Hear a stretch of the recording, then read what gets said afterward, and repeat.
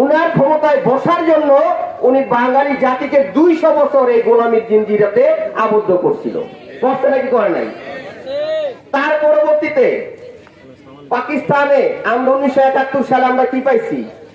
70-এর নির্বাচন আমরা যখন সংখ্যাগরিষ্ঠ হইলাম, আমাদের ক্ষমতা বুঝাই দিতে পারলো না পাকিস্তান, আমাদের নিয়ে ছিনিমিনি খেললো, জুলুম নির্যাতন।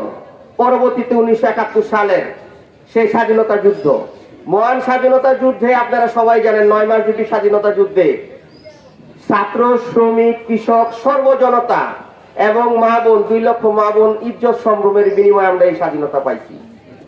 কিন্তু স্বাধীনতা পাওয়ার পরে স্বাধীনতার ফল আমরা এখনো ভোগ করতে পারি নাই। পারছি কি?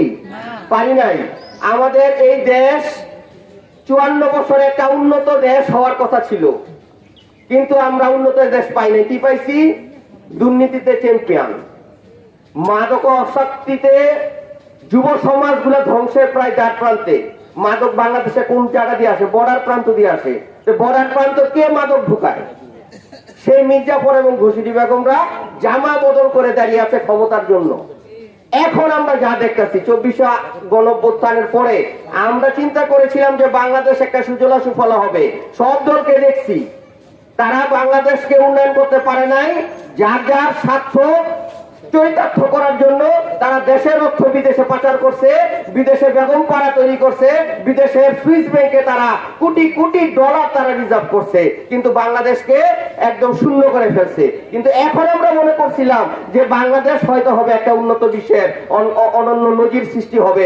বাংলাদেশ থেকে খুন, রাহাজানি, হত্যা, ধর্ষণ, সমস্ত কিছু, কালাবাজারি, চাঁদাবাজি সব দূর হবে। কিন্তু অত্যন্ত দুঃখ এবং পরিতাপের ব্যাপার হচ্ছে বাংলাদেশকে নিয়ে ষড়যন্ত্র আর থামলো না। আরো সন্ত্রাসী কর্মকাণ্ড আরো বৃদ্ধি পাইছে, 3 গুণ বৃদ্ধি। ধর্ষণ 10 গুণ বৃদ্ধি পাইছে।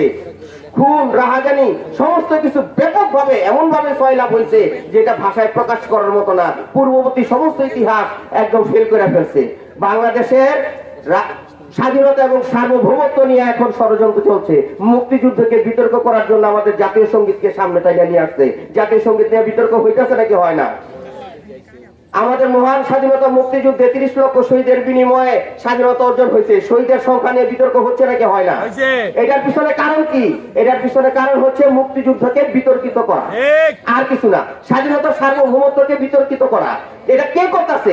ওই যে ক্ষমতায় যাওয়ার জন্য ইস্ট ইন্ডিয়া কোম্পানির সাথে যেভাবে মির্জাফর এবং ঘুষিটি বেগমরা মিলেছিল, ঠিক তেমনি ক্ষমতায় যাওয়ার জন্য বিদেশি পরাশক্তিদের সাথে আজকে বাংলাদেশে কিছু তথাকথিত রাজনীতিবিদরা তারা মির্জাফর এবং ঘুষিটি বেগমের চরিত্রবান হয়ে দেশকে বিক্রি করার পায়তারা করছে।